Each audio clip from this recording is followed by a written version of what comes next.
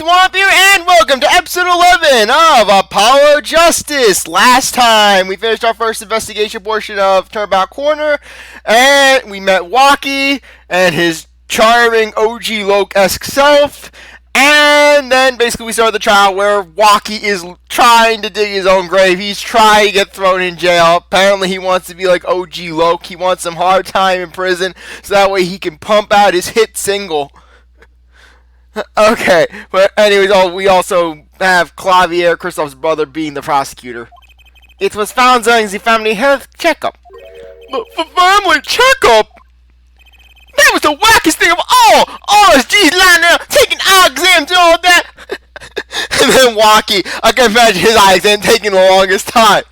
Waki, you need glasses. Please, just get the glasses, Waki. No, Doc Maractus, I ain't gonna be wearing no damn ass glasses. I don't want to look like some damn nerd. Waki, you need to wear the glasses because your eyesight is 0-20 or 20-0, whichever one. And then Waki, I can see fine. Okay, Waki, you read to me the letters. And then Waki, they bring out the report. It's like top letters of P. Q, watermelon, avocado,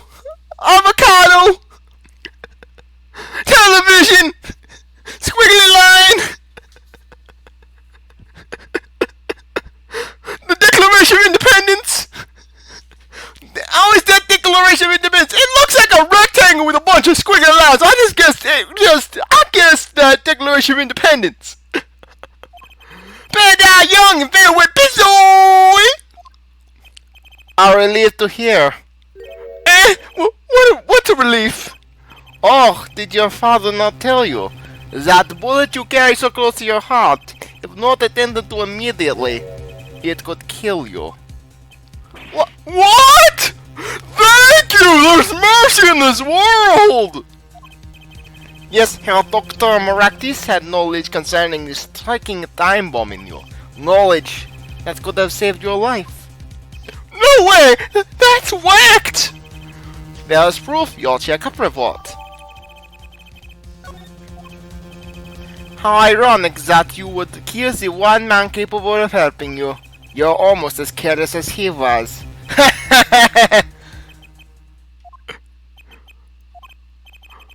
Well, now that the place is hopping, let's get this gig started, ja? Started? We've had enough of a warm-up act, ja? Time to hear from the witness. Waki sure is quiet all of a sudden.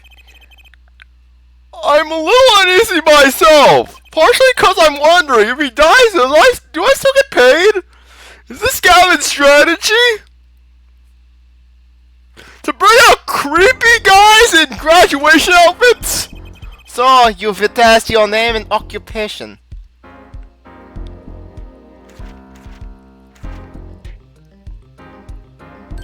My name is Westley Stickler.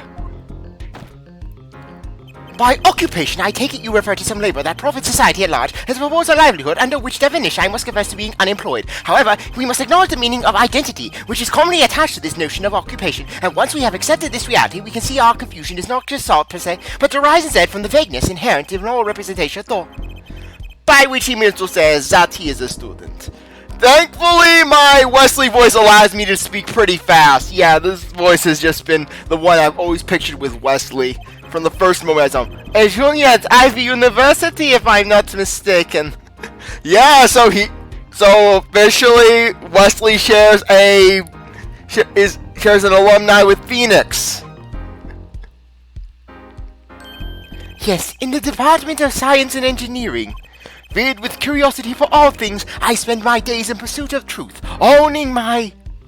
Herr Stickler, please direct said curiosity to the case at hand today. Very well, Mr. Stickler. Please testify to the court about what you saw on the night of the crime. You ask quite simplistically what I saw. However, we must understand that Homo sapiens possess two eyes, each designed to receive and interpret data, sending images in the form of signals to the... And the game has mercy on us. A night in the park. That night, I passed through the park on my way home from shopping when I saw them. One man pulling a stand, another man-child facing him. I saw them quite clearly. The man-child facing the victim was the defendant, and I said to myself, Newton, help us. Why does he look so ridiculous? Why is he dressed like that? Is he mentally insane? Is there some Freudian reason? Is there reasoning from Freud that could explain such oddities? In his hand he held, yes, a pistol. It was pointed at the man pulling the stand, and he was yelling some weird gibberish.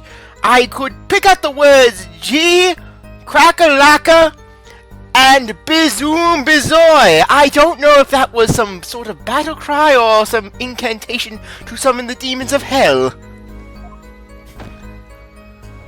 I shot! The bullet hit the man pulling the stand from the front, square in the forehead. Yeah, and already you can probably tell what it is, basically. Maractus's autopsy report. Basically, single bullet to the right temple. So, not square in the forehead. Was there anyone else in the park at that time? I can say with 100% accuracy that there was not. The pistol our witness refers to is this. The court accepts this into evidence. Very well, Mr. Justice. You may cross-examine the witness. Yes, Your Honor! Trucy, why are you staring like that at the witness? I don't know why, Polly, but he looks really familiar. Oh, now I know, Polly. He's the guy I have 5 restraining orders against. That man. I can't help but feel I've seen him somewhere before. Creeping at me from behind a newspaper. Hey! Stickler, you mind holding this newspaper up? A night in the park. Anyways, a lot of people tend to skip over this because basically they know instantly what the contradiction is. However, I think this one actually is a pretty good one if you press it. On the way home from shopping, you say? Why go through the park? A fascinating inquiry, revealing me culpable of being insufficiently verbose. Let us consider the time saved by passing through the park on the way home from the store. In that time, I am capable of solving 2 GMAT problem sets. On average, it requires me 3 minutes, 30 to 24 seconds. Ergo, the time to complete 2 was on average 6 minutes 48 seconds. However, in the case that the questions are in the verbal category, admittedly not my... That's enough! I get the idea! Mr. Justice, the court hopes to finish cross-examination before sometime this month. Please, I've a recording booked after this trial. And please, you gotta understand, the studio is very strict. I had to fight out, otherwise I had to fight the Rocker Pals, and I don't want to fight them. They creep me out. Gee, sorry, you're all so busy. Anyways, yeah, this isn't the one with Westley, basically. There's gotta be a good one with Westley that does show a weird side to him. Well, weirder than the side we're gonna be forced to see anyways. Were these men talking by any chance? Did I not mention the demonic gibberish coming out of the man-child? Now that you mention it, they were, though I cannot claim I heard them clearly, particularly because I don't think the man-child could speak English. Only fragments such as, "You lied to me," "Oh," and "I am you won't..." Oh my gosh, sorry, I was just laughing. "And you won't speak crap to me when I have my gun in your face." Something like that. "I'm going to give you a taste of your own medicine, Bizoy." He just has out defending claims. I believe he wished to teach the victim what it felt like to take a bullet in the heart. If that's true, then this is a wild piece of testimony. Sounds like you heard them clearly enough to me. Hold it. Might I be allowed to amend my testimony? What now? To be precise, he did not say pal, but man. Yes, that was the way of it. I swear it on my diploma. What's the difference? And this other man, who was he? Yeah, Westley is one of those witnesses that basically creeps a lot of people out, but I don't find him to be amusing. How can you be so sure it was the defendant? The crime took place at night. It would have been too dark.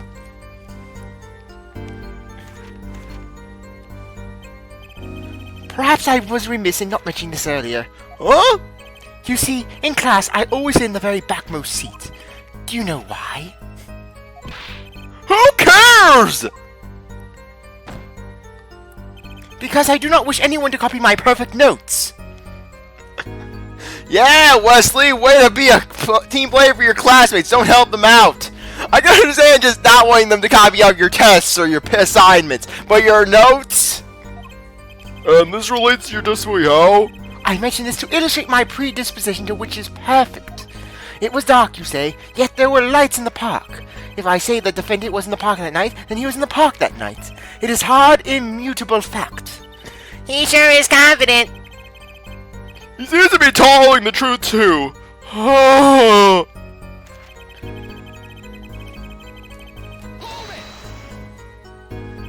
Are you sure the pistol you saw is the same as the one he's just submitted to evidence? Am I sure? Surely you jest. Or so a common witness would be tempted to say. Huh? Yet I am no common witness. I see not only events as they are, but the logical structure governing these events. First, we must consider the fact that it was night in the park, which indeed raised restrictions in my field of vision due to insufficient levels of illumination. Now, if we consider that the pistol, let us call it Object A, was indeed shrouded in darkness, it becomes difficult to say with certainty that Object A was indeed Object A. I think he means he couldn't see it that clearly. My badge for a normal witness. Yet the fact that a pistol was fired before my eyes is indisputable. I can still see it when I close my eyes. The defendant raised his weapon, raising his weak, boyish arms in the air. They looked like SpongeBob's arms in that darkness. I thought I was witnessing SpongeBob himself. Yeah, but really, Westley is essentially... He's essentially Richard Wellington 2.0. This time he went to college. Are you actually certain only one shot was fired? Yes, of course it was only one shot. Why do you ask? Aha! A contradiction! Finally! Mr. Ziegler, according to the court record, the pistol was fired twice. A clear contradiction. Good eye, Herr Justice. You're cool, real cool. You think so? Yeah, cool like a melting ice cream sundae. Yet there is no reason why this other shot had to have been fired that night. Meaning? This pistol came from the Kentucky family mansion, yeah? I think it's not unreasonable to assume the pistol had been fired once before that night, during perhaps another altercation. Oh, he got a point! Judging from this smug expression, I say Prosecutor Gavin had the answer right before you inspired the problem. He seems pretty confident in his testimony. We always make the biggest mistakes when we're our most confident. He's got a weak point somewhere, Apollo. Find it! Destroy him, Polly! Break his spirit! Right, better give that testimony another listen. Okay, come on, where is it? Miraculous autopsy report. Phew, if that's all it is, I think I have a chance. Is that you? Relaxing? I see Herr Justice. Ahem! Objection! What's going on, Mr. Justice? Apollo, pace yourself. The shot's not over yet. Right, look at this! The autopsy report. Is there a problem with the autopsy report? Right, a problem! Oh yes, the problem is the location of the entry wound. The location? You testified that the killer shot the victim square in the forehead, did you not? I have already determined your angle of inquiry. Allow me to explain. It is quite simple, really. First, understand that when I say square, I speak not of the geometrical absolute. What I do mean by this, for example, the deflection mirrors the wavelength of light is emitted by a krypton particle, as we all know. In addition, it is well-known fact that the krypton particles are rare and invisible to the naked eye, which points to a basic fallacy in your line of reasoning, namely, that which... Mr. Justice, yes? Was your objection to these, krypton particle things? That is the big time, and you are obsessed with something so small. You disappoint me. No, I'm not obsessed with something big! Well, it must not be your height, Herr Justice. I mean, there's a bigger, less nitpicky problem here. Do tell. Just take a look at this autopsy report. The location of the entry wound was the right temple. The temple? Mr. Stickler, you said quite clearly that the victim was shot square on the forehead. That's a contradiction, isn't it? Is it ripe? Finally! Her Justice! Oh, Her Justice. Yes? Your tactics are outdated, trying to shake the witness by objecting to trifles. Surely you haven't forgotten the fatal wound your master suffered 7 years ago. By me, I delivered the wound. Too bad I do not have the artist here. Phoenix, right? Was it? Look, I know the wound was in the wrong place according to the testimony. Yeah. Hey, Herr Forehead. Forehead? Sure. You brought the forehead, the temple being short, and your forehead is bigger than a helicopter landing pad, Herr Forehead. Let's imagine you are walking through the park. You see two men facing each other, one with a pistol trained to the other. What would you do, Herr Forehead? Well, I guess I would try to stop them. I'd probably shout, "Stop!" I'd break 5 windows in the process, but I'd get my message across. And you, Fräulein? Me? Well, I'd probably scream, "Eek!" And you, Herr Stickler? What did you shout, I wonder? Ah! If the victim turned his head at the last moment. Ah, yes. Thank you for jogging my memory. It sounds like an amendment to the testimony is required. As soon as the killer raised his pistol, I took action. "Cease at once, you two!" I cried with composure. The victim turned in the direction of my voice, and the shot rang out. Whereupon our cowardly killer, the defendant, appeared to have become frightened. He was obviously intimidated by my masculine physique. Tossing the pistol aside, he fled from the scene, screaming and whimpering, and I think I saw a trail of liquid dripping behind him. I see, so you attempted to stop the crime. Indeed, with composure. Well, maybe the criminal wouldn't have fired if he hadn't shouted like that. With composure. That doesn't really matter now, unfortunately. Let us consider this new testimony, shall we? Observe this diagram, if you would. The witness, Mr. Stickler, was it? So there. He shouted, "Oh, stop, please," or something of this nature that probably made people want to punch him. And the victim responded by looking in the witness's direction. If the killer were to have fired just at the moment, as we can see, the bullet would have struck the right temple, as in the report. That does seem to be the case. Witness the power of a junior in Ivy University's Department of Science! Very well, Mr. Justice. You may cross-examine the witness.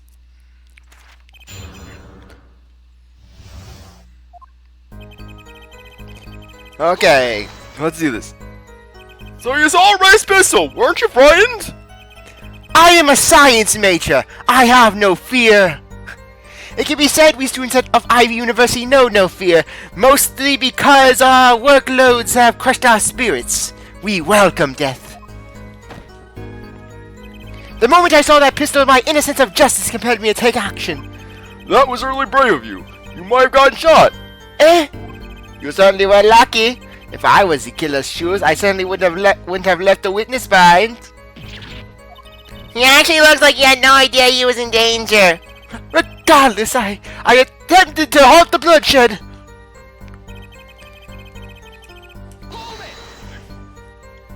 Are you sure both men were able to hear your voice? They were, of course. My high, exquisite voice echoed through the park, and the victim responded to that clarion call. Quite.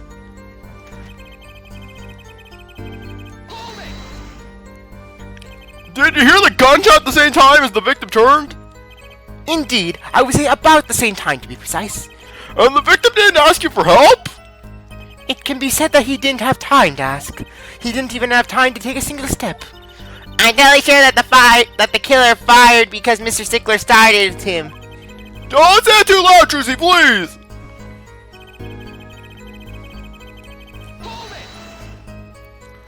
Can you describe the killer's actions more clearly? He seemed quite surprised, especially considering that it was he who did the deed. As we can see, human psychology is a tangled web indeed. He simply couldn't believe what he had done. He shot, he panicked, a common tale but true. Unfortunately, before I could take further action,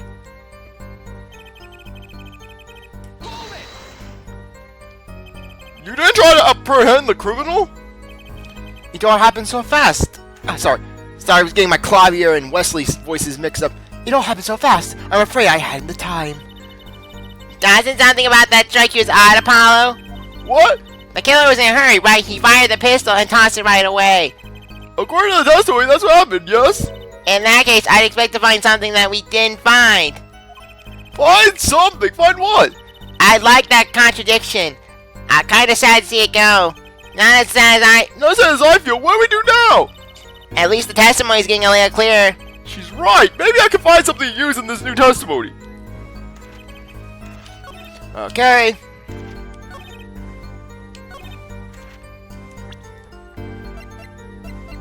Okay.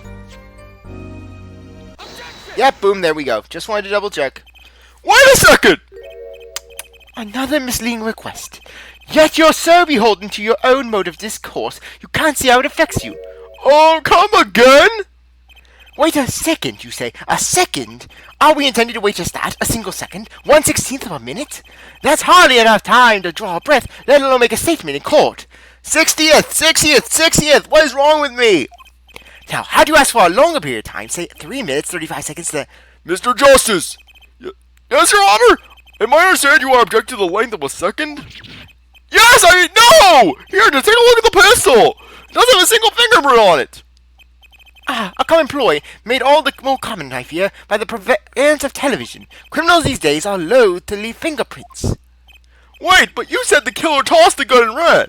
That's right. He didn't have time to wipe the gun for prints. The little girl sticking it to the university student. There's a song in there. She gave him a taste of logic, making sure that he stayed on topic, cause he was a magic girl singing. She was performing a trick, making him look like a dick. I'm not little. Then let's sing like we're dolls, shall we, Fräulein? Eh? What if the killer, the defendant, was wearing gloves? Objection! Have you seen Walkie? He doesn't have the forethought to wear gloves! He doesn't have the forethought to come into a courtroom and try to make himself appear like a decent human being! I admit I didn't think of that, Apollo. Well, Mr. Justice, could the killer have been wearing gloves? No way, because the knife. Then it's Walkie. You seen Walkie? That guy probably doesn't even think to brush his teeth at night, let alone basically go into a car scene with gloves. Hell, look at how he dresses. If Walkie had any sense of thought, he wouldn't be going around looking like that. The record of the murder weapon is very clear on one thing. The fingerprints were wiped, which means some trace of prints were made, which contradicts your testimony. If everything happened as you say it did, he wouldn't have had time to wipe his pistol. That, and he had a knife that had fingerprints on it.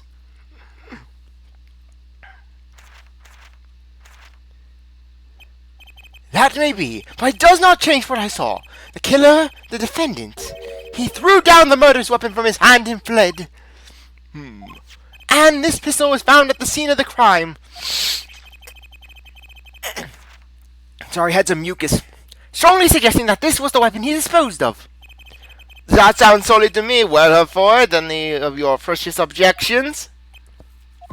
What gives, Apollo? Let's see that voice train go to work. Yell him into oblivion, Polly. Shout him to death. Do the Ulfric Stormcloak, Polly. I can just imagine Apollo mastering the way of the voice, mastering the thum. Boys, roll! No! Apollo just blasts open the wall. You know, I've only recently realized something. No matter how much you train your voice, it doesn't matter if you have nothing to say. What do you mean, nothing to say, Polly? Isn't it obvious from what the witness just said? Huh? Isn't it obvious? When he restated that he saw... damn it, CzarThwomp, you're ruining my epic moment. What am I, some mookie to you? When he restated what he saw just now, he said he saw Walkie drop a murderous weapon. But that's not the same as being 100% sure of what Walkie threw away. You're right! He's just confused because a pistol was found at the scene. Poor Mr. Stickler. It must be so hard to be so perfect, and yet so wrong. Well, it can't be said that I'm quite offended. My mommy says I'm perfect, and that was seized by this usual blue and the black one, the apparitional frame. And sorry, I was so off. What we can say for certain is that the witness saw the killer throw something. Does the defense have anything to say about this? Well, what he threw was a pistol. It had to be something else. At least one person on the defense team seems to be thinking, Arr! I'll wipe that smile off your pretty face, Gavin! and little did Apollo know that at that moment, 1,000 Apollo shippers got ideas in their heads. Perhaps you can inform the court as to the nature of this something else. What the killer throw away before fleeing the scene?